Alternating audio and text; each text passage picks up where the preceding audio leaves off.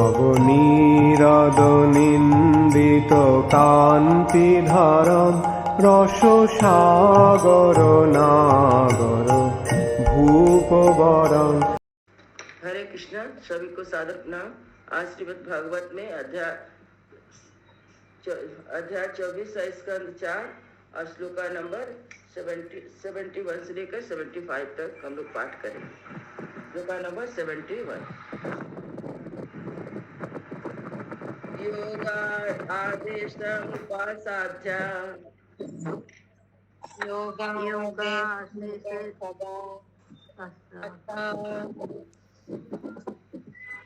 धारयन्तो मुनिव्रतः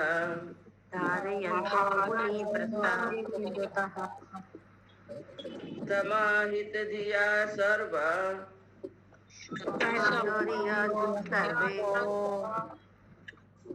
एतत् अभ्यासता आधृताः।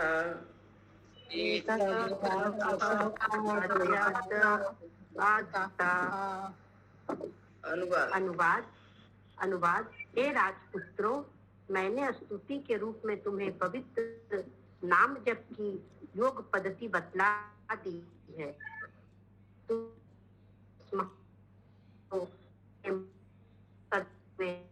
पर दृढ़ व्रत। माता जी आवाज कट के आ रहा है।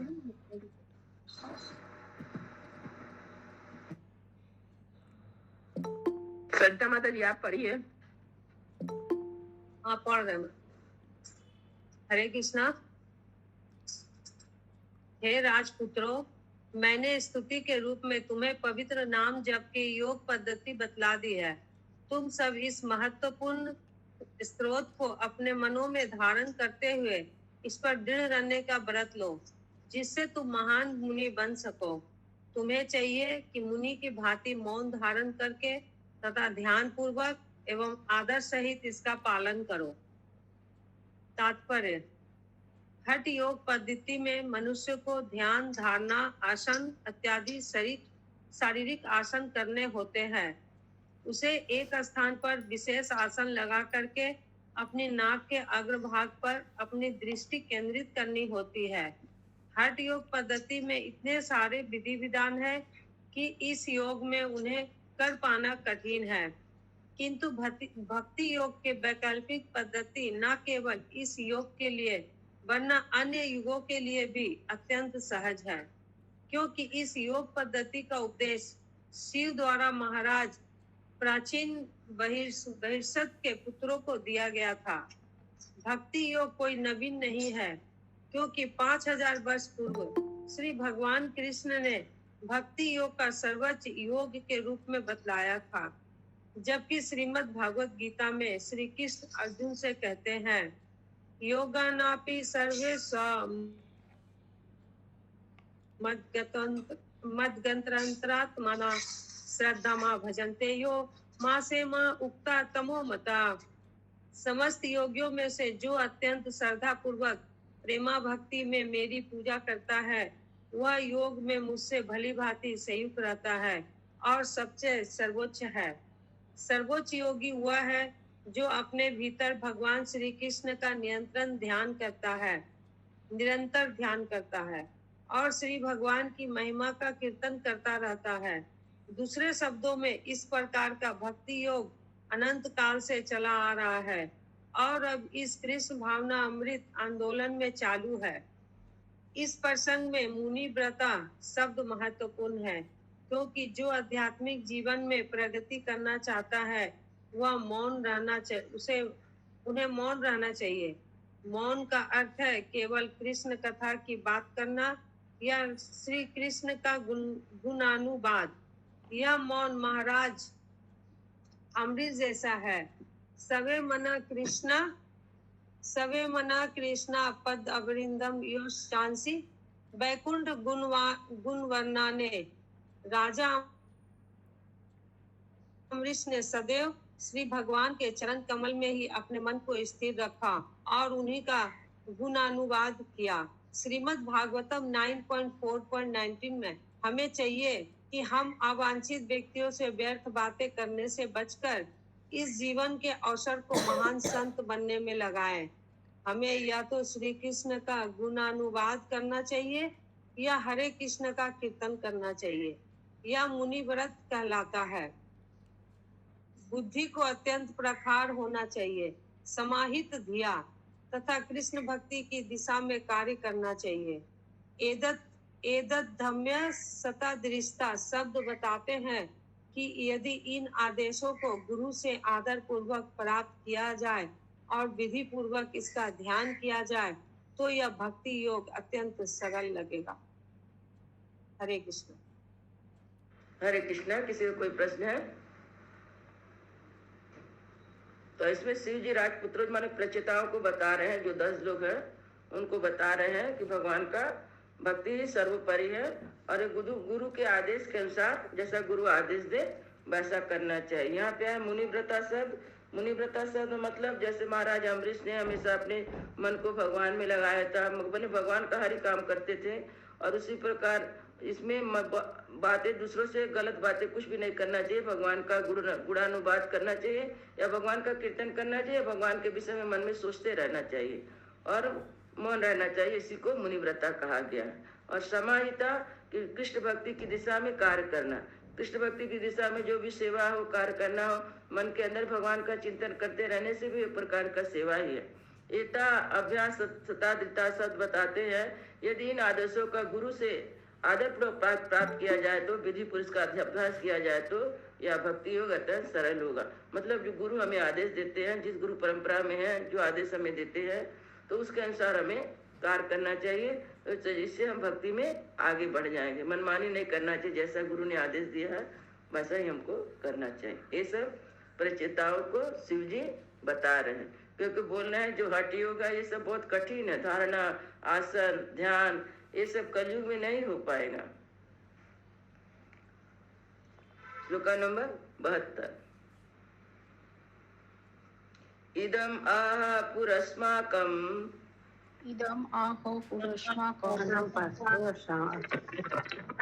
भगवान विश्वश्रीपति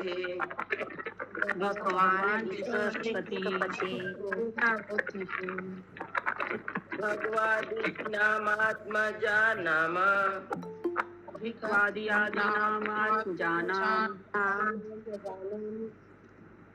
श्री सृजु संशिष्यताम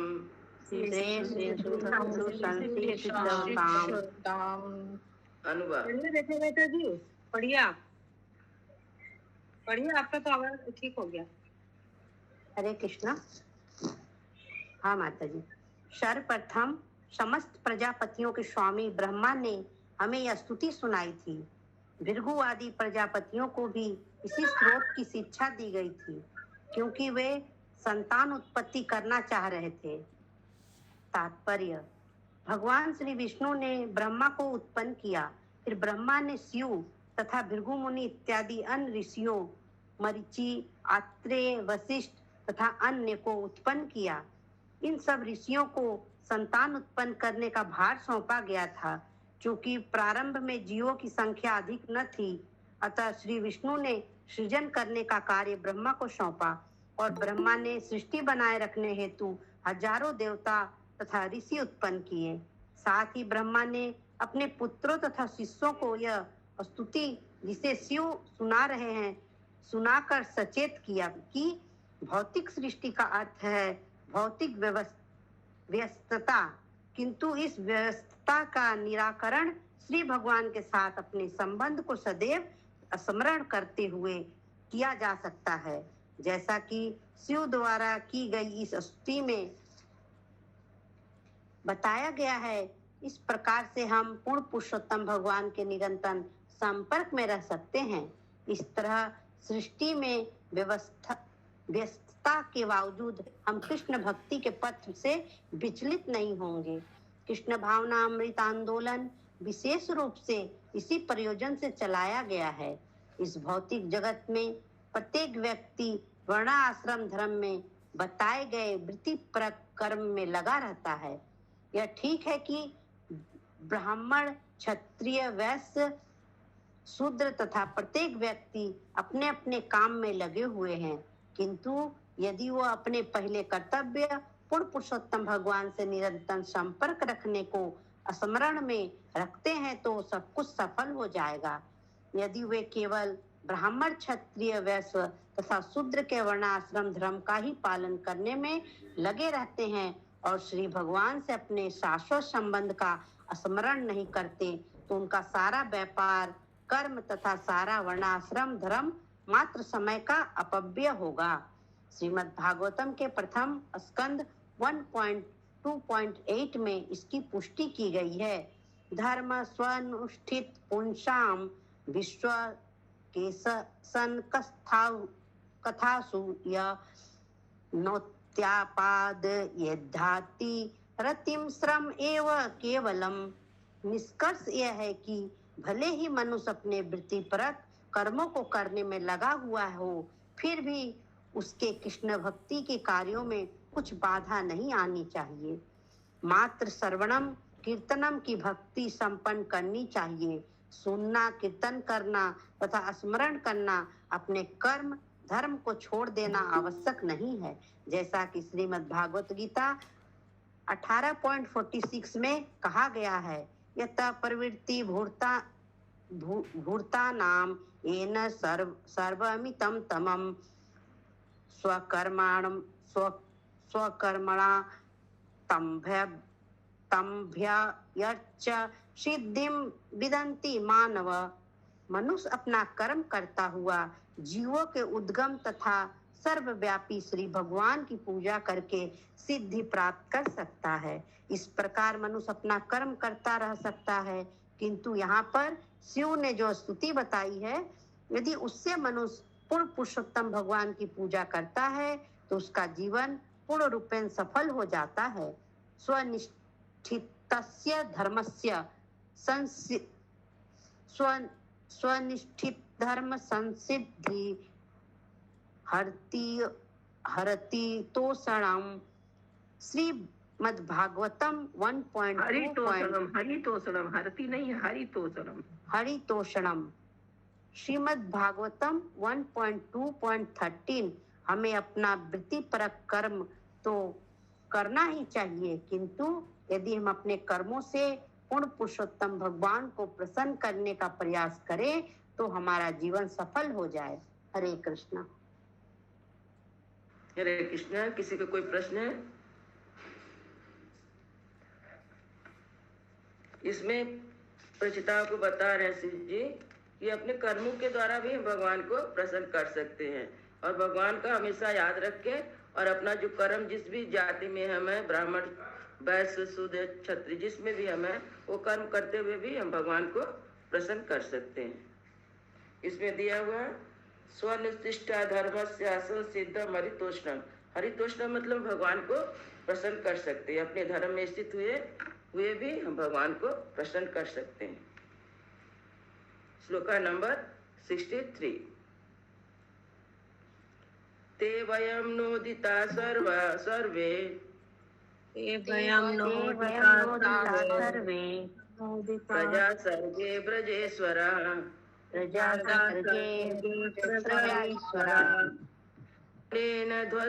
वनेन ध्वस्तं तमसा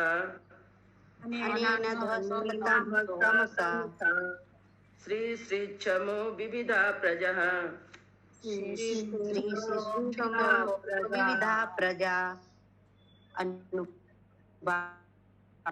ब्रह्मा द्वारा फिर आवाज कट रहा है आपका। ललिता माता जी आप ही पढ़िए। फिर आवाज कट रहा माता जी आपका, एक काम पड़ रहा है। जब ब्रह्मा द्वारा हम सब प्रजापतियों को प्रजा उत्पन्न करने का आदेश दिया गया तो हमने पूर्ण पुरुषोत्तम भगवान की प्रशंसा में इस स्रोत का पाठ किया, जिससे हम समस्त अविद्या से पूरी तरह से मुक्त हो गया। इस तरह हम विविध प्रकार के जीवों की उत्पत्ति कर पाए। तात्पर्य: इस श्लोका से हमें यह समझ में आता है कि सृष्टि के प्रारंभ में एक साथ अनेक प्रकार के जीवों की उत्पत्ति की गई। यहाँ पर अर्थहीन डार्विन का विकासवाद लागू नहीं होता। ऐसा नहीं है कि लाखों वर्ष पूर्व बुद्धिमान मनुष्य का अस्तित्व न था। उल्टा यह पता चलता है कि सबसे बुद्धिमान प्राणी ब्रह्मा सबसे पहले उत्पन्न किए गए। जब ब्रह्मा ने मरीचि, भृगु, अत्रि, वशिष्ठ तथा शिव जैसे साधु पुरुष को उत्पन्न किया, तब उन्होंने कर्मों के अनुसार विभिन्न प्रकार के जीव उत्पन्न किए। श्रीमद् भागवतम में भगवान श्री कपिल ने अपनी माता को बताया कि जीवात्मा को अपने कर्म के अनुसार विशेष शरीर प्राप्त होता है और उच्चतर अधिकारी ही उस शरीर के विषय में निर्णय करते हैं। यह उच्चतर अधिकारी पूर्ण पुरुषोत्तम भगवान द्वारा नियुक्त किए जाते हैं और इनके नाम है ब्रह्मा, मनु तथा अन्य प्रजापति। इस प्रकार सृष्टि के प्रारंभ से ही यह देखा जा सकता है कि सबसे पहला जीव सबसे अधिक बुद्धिमान था। ऐसा नहीं है कि तथाकथित आधुनिक बुद्धि विकास के क्रमिक प्रक्रिया से विकसित हुई हो। जैसा कि ब्रह्म वैवर्त पुराण में कहा गया है, क्रमिक विकास होता तो है किंतु शरीर का विकास नहीं होता। सारे शारीरिक रूप पहले से रहते हैं। यह तो शरीर के भीतर स्थित आध्यात्मिक तत्व या दिव्य स्फुलिंग आत्मा है।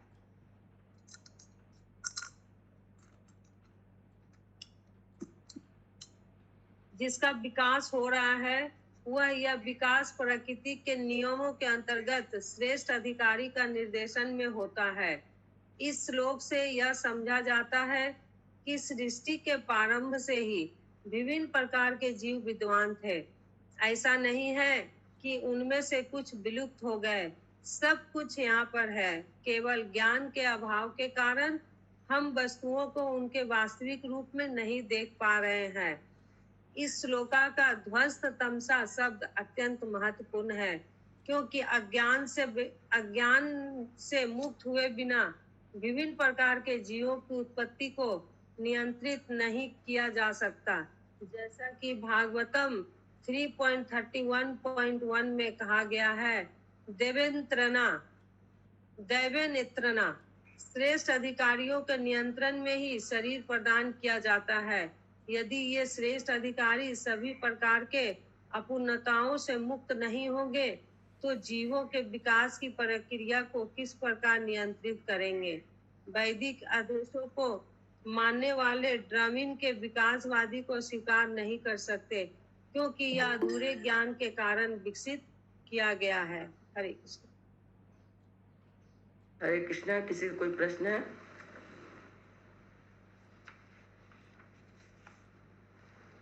इसमें दिया गया, देखिए, ब्रह्मा शिव जी बता रहे प्रजापति को कि जब सृष्टि प्रारंभ हुआ था तब उन्होंने भगवान ने ब्रह्मा जी की उत्पत्ति की थी और ब्रह्मा जी फिर शिव जी को उत्पत्ति किए और उसके बाद जितने ऋषि थे, मारीच, भृंगु, अत्रि, कपिल, वशिष्ठ, मारीच, भृंगु, अत्रि और वशिष्ठ जैसे महापुरुषों को उन्होंने उत्पन्न किया। और बोले कि भागवत में भी दिया, कपिल मुनि अपनी माता को बतलाते हैं कि जीव आत्मा जैसा कर्म करता है उसी के अनुसार उसको जन्म मिलता है। अच्छा कर्म किया रहता है, पुण्य कर्म ज्यादा किया रहता है तो अच्छे परिवार में जन्म होता है। उसका पुण्य कर्म रहता है, मनुष्य जन्म तो मिल जाता है, लेकिन बहुत गरीब परिवार में उसका जन्म हो जाता है। इसी तरह अपने कर्म के अनुसार ही सबको अपना अपना शरीर प्राप्त होता है। और इसमें उच्चतम अधिकारी पूर्ण पुरुषोत्तम भगवान द्वारा नियुक्त किए जाते हैं। उत्तम अधिकारी दिया हुआ है, जैसे ब्रह्मा, मनु, प्रजापति, ये सब उत्तम अधिकारी हैं। इनको भगवान के ही द्वारा निर्देश किया जाता है, इनको बनाया जाता है कि सृष्टि को देखने के लिए। और जैसे कि ब्रह्म पुराण में कहा गया कि क्रमिक विकास तो होता है, मतलब इंसान का माने भौतिक विकास तो हो जाएगा, लेकिन क्या होगा उसके शरीर के अंदर जो भगवान के साथ हमारा संबंध है, इस ज्ञान को नहीं समझ पाता है। और जो आध्यात्मिक भगवान हमारे शरीर के अंदर एक दिव्य स्फुलिंग में है, आत्मा है, ये ज्ञान हमें जब आध्यात्मिक हम आते हैं तभी हमको पता चलता है, नहीं तो हम भौतिक जगत में भौतिक शरीर को ही अपना सब कुछ मानते हुए जीवन व्यतीत करते हैं। और यहाँ पर शिला प्रभुपाद कहते हैं, इसी को समझने के लिए कि हम आत्मा है, हम भगवान के अंश है, समझने के लिए ही हम लोग को जो ये दिया गया है, हम लोग हमारे इस्कॉन में जो मंत्र दिया है, हरे कृष्णा मंत्र का जप करने से ही भगवान की भक्ति हमें प्राप्त होगी। ऐसा दिया गया। श्री प्रभुपाद बताएं, ध्वंस तमस सब नामक महत्वपूर्ण, क्योंकि अज्ञान से मुक्त हुए बिना भिन्न भिन्न प्रकार के जीवों की उत्पत्ति को नियंत्रित नहीं किया जा सकता। क्योंकि जो ब्रह्मा जी ने उत्पन्न किया अधिकारी लोग को, वो लोग भी देते हैं, जो जीव है उत्पत्ति तो कर दिए लेकिन उनको नियंत्रण नहीं कर पाएंगे जब वो ज्ञान की धरा में रहेंगे। जब उनको ज्ञान होगा तभी वो लोग भी नियंत्रित पर। ये देखिए, ध्वस्त तमम तमसा, क्योंकि अज्ञान से मुक्त हुए बिना भिन्न भिन्न प्रकार के जीवों की उत्पत्ति को नियंत्रित नहीं किया जा सकता।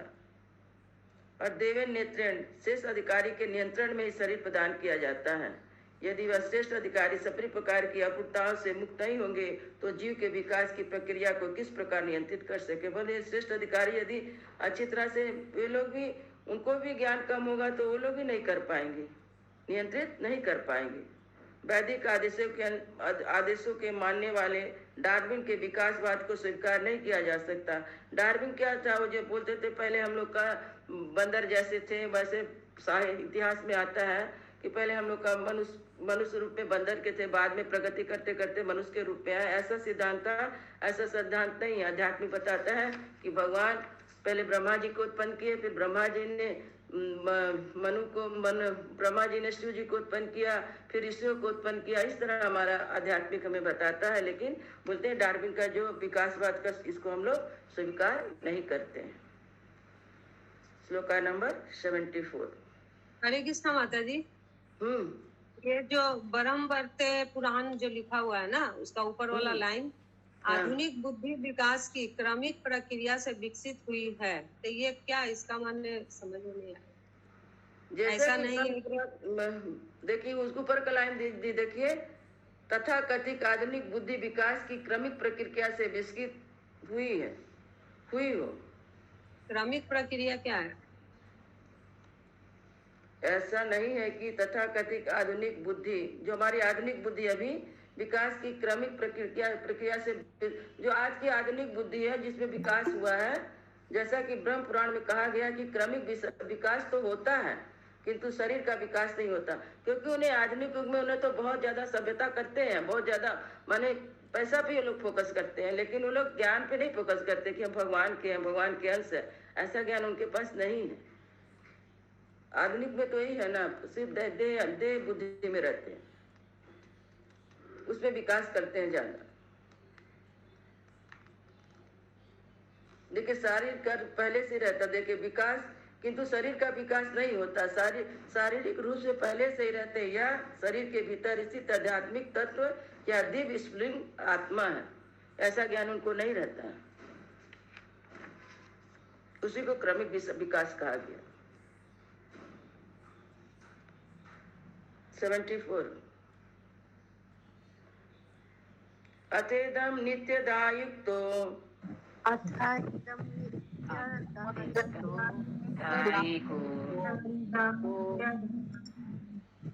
जपन अवहितापुमान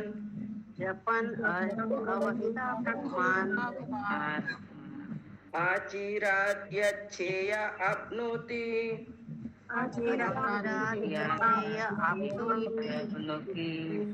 वासुदेव परायण।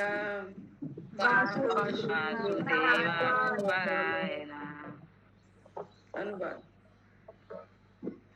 भगवान श्री कृष्ण का भक्त जिसका मन सदैव उन्हीं में लीन रहता है और जो अत्यंत ध्यान तथा आदर पूर्वक इस स्रोत का पाठ करता है, उसे शीघ्र ही जीवन की परम सिद्धि प्राप्त होगी।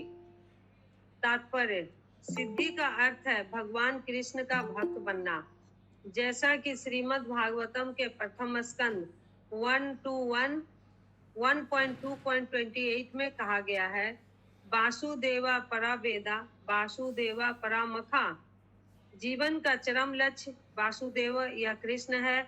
भगवान श्री कृष्ण का कोई भी भक्त केवल उनकी स्तुति करने से समस्त सिद्धि, भौतिक लाभ तथा मुक्ति प्राप्त कर सकता है।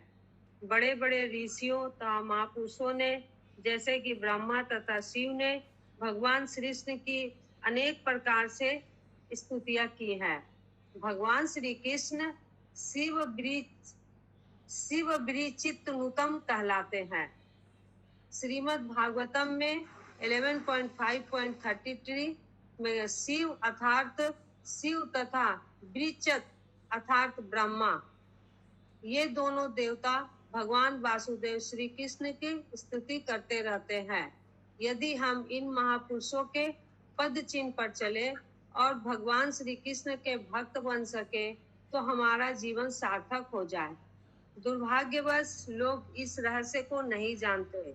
नाते विदु सर्वत्र गति ही विष्णुवम। वे नहीं जानते कि जीवन का वास्तविक प्रयोजन तथा परम सिद्धि भगवान श्री विष्णु कृष्ण की पूजा है। श्रीमद् भागवतम 7.5.31 माया से समझौता करने का प्रयास करके प्रसन्न रहना असंभव है। भगवान श्री कृष्ण का भक्त बने बिना मनुष्य केवल दिग्भ्रमित तथा कुंठित बन सकता है।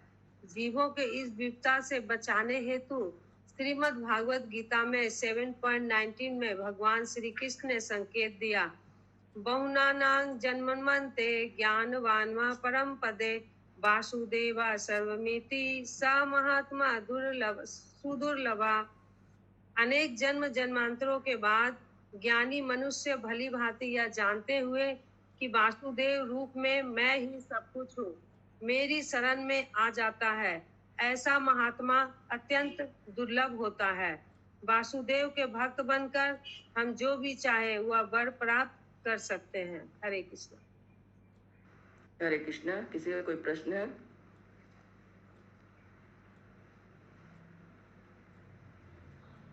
सेवेंटी फोर श्लोका में शिव जी बता रहे हैं कि सिद्धि का अर्थ है कि भगवान श्री कृष्ण का भक्त बनना, ये जीवन का परम लक्ष्य है। और यहाँ पर बताए हैं कि भगवान श्री कृष्ण शिव विरंची नुतम, मतलब शिव जी और विरंची मतलब ब्रह्मा जी भी कृष्ण की स्तुति करते हैं। तो उन्हीं के पद चिन्हों पर चलकर हमें भी भगवान श्री कृष्ण का भक्त बनना चाहिए। और नाते विदु स्वार्थ गति ही विष्णु। वो यहाँ पे बोलते हैं कि वे नहीं जानते, बहुत लोग ऐसे हैं कि वो नहीं जानते हैं, दुर्भाग्य लोग इस रहस्य को नहीं जानते। वे नहीं जानते कि जीवन का वास्तविक प्रयोजन तथा परम सिद्धि भगवान विष्णु की पूजा है। और माया से समझौता मतलब प्रकृति में अपना शरीर को मानते हुए प्रकृति में यदि हम जीवन व्यतीत करते हैं तो खुशी हमको नहीं मिलेगी। कितना किसी चीज में कोई चीज हमको मिला, खुशी कितना थोड़े देर के लिए मिलेगी, किंतु भगवान का पूजा भगवान की भक्ति करने से यह शाश्वत है, हमेशा के लिए रहेगा। और हमेशा के लिए जो हम जो आनंद खोजते हैं वो हमें भौतिकता में नहीं मिलेगी। यह माया से समझौता करने का प्रयास करने या प्रसन्न रहना असंभव है, क्योंकि थोड़ी देर के लिए होगा, थोड़ा देर के लिए मन खुश होगा, फिर मन बदल जाएगा, फिर दूसरे चीज के लिए चला जाएगा। और श्री भगवान कृष्ण का भक्त बने बिना मनुष्य केवल दिग्भ्रांति तथा कुंठित बन सकता है।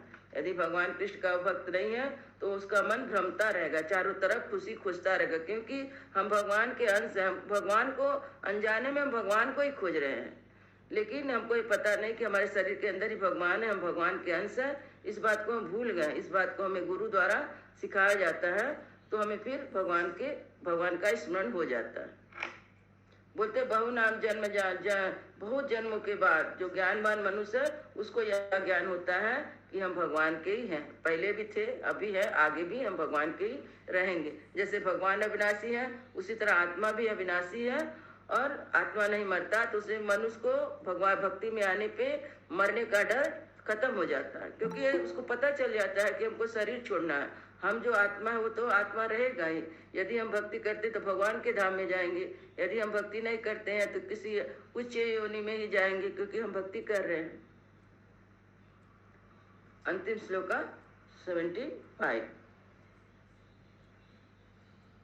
श्रेयासामिह सर्वेषां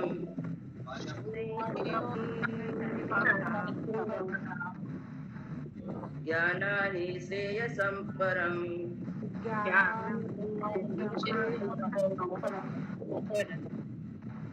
सुखं तरति दुष्पारम्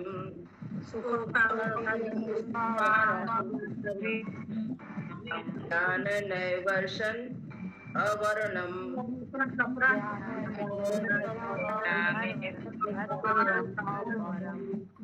अनुवाद। इस भौतिक संसार में उपलब्धि के अनेक प्रकार है। किंतु इन सब में ज्ञान की उपलब्धि सर्वोपरि मानी जाती है, क्योंकि ज्ञान की नौका में आरूढ़ होकर ही अज्ञान के सागर को पार किया जा सकता है, अन्यथा यह सागर दुष्कर है।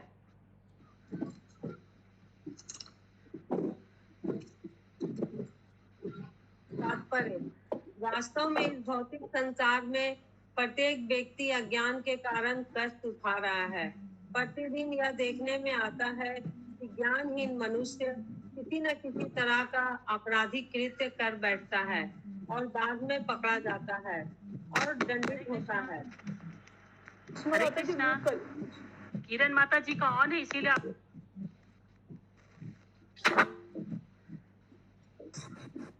किरण माता जी म्यूट करिए। जयसवाल माता जी, उनका भी अनम्यूट। प्रतिदिन यह देखने में आता है कि ज्ञानहीन मनुष्य किसी न किसी तरह का आपराधिक कृत्य कर बैठता है और बाद में पकड़ा जाता है और दंडित होता है, जबकि उसे अपने इस पाप कर्म का बोध नहीं रहा होता। ऐसा अज्ञान संसार भर में पाया जाता है। लोग यह समझ ही नहीं पाते कि वे अपने जीवन को किस तरह संकट में डाल रहे हैं, क्योंकि वे अवैध यौन सुख भोगने का प्रयास करते हैं, अपने स्वाद के लिए पशुओं को मारते हैं और मदपान तथा ध्रुत कीड़ा में मस्त रहते हैं। यह अत्यंत शोचनीय है कि संसार के नेता इन पाप कर्म के प्रभाव को नहीं जानते, बजाय इसके वे सारी घटनाओं को सहज भाव से लेते हुए अज्ञान सागर को और चौड़ा बनाने में सफल होते जाते हैं। ऐसे अज्ञान के विपरीत इस भौतिक संसार में पूर्ण ज्ञान महानतम उपलब्धि है। व्यवहारिक जीवन में हम देख सकते हैं कि ज्ञानवान व्यक्ति जीवन के अनेक खतरनाक उतार चढ़ाव से बच जाता है, जैसा कि भगवत गीता 7.19 में कहा गया, बहुनानां जन्मनान्ते ज्ञानवान वा परम पदते। जब मनुष्य वास्तव में ज्ञानवान बन जाता है तो वह पूर्ण पुरुषोत्तम परमेश्वर के शरण में जाता है। वासुदेवा सर्वमिति सा महात्मा सुदुर्लभा, ऐसा महापुरुष बिरले ही पाया जाता है। यह कृष्ण भावना अमृत आंदोलन उन तथाकथित नेताओं की आंखें खोलने हेतु कृत संकल्प है जो अज्ञान से भरे हुए हैं और इस प्रकार उन्हें जीवन के अनेक खतरों तथा घातक परिस्थितियों से बचाता है। सबसे बड़ा खतरा है मनुष्य से निम्नतर योनि को प्राप्त होना। इस मनुष्य देह को बड़ी ही कठिनाई से इसलिए प्राप्त किया गया है जिससे इसका लाभ उठाकर पूर्ण पुरुषोत्तम भगवान गोविंद के साथ अपना संबंध पुनः स्थापित किया जा सके।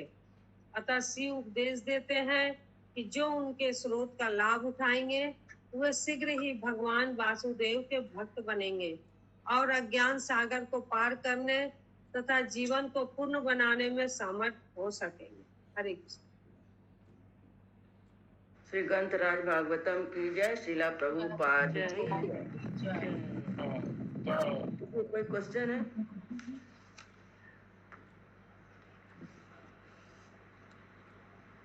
यहाँ पर श्रीला प्रभुपाद जी तात्पर्य में बताते हैं कि अज्ञान के कारण बड़े बड़े अपराध कर बैठते हैं, उनको भगवान की समझ नहीं। भगवान से पुनः संबंध स्थापित करने का मतलब है कि भगवान के साथ हमारा संबंध था, पहले भी था, और पुनः हम जो भूल गए हैं पुनः उसको हम स्थापित करें भगवान के साथ। और जो बोले कि जो शिव जी बोले हैं, जो हम स्तुति बता रहे हैं, जो स्तुति बता रहे हैं, इसका जो पाठ करेगा तो भगवान वासुदेव का भक्त बन जाएगा और अज्ञान सागर को पार करने तथा जीवन को पूर्ण बनाने में समर्थ हो सकेगा। क्योंकि उसे ज्ञान रहेगा तो कोई गलत काम कर ही नहीं सकता। ज्ञान है कि हम भगवान के हैं। मेन ज्ञान यही है कि हम भगवान के हृदय हमें हमेशा याद रहेगा तो कोई दुख भी हमको हमारे ऊपर नहीं असर कर पाएगा।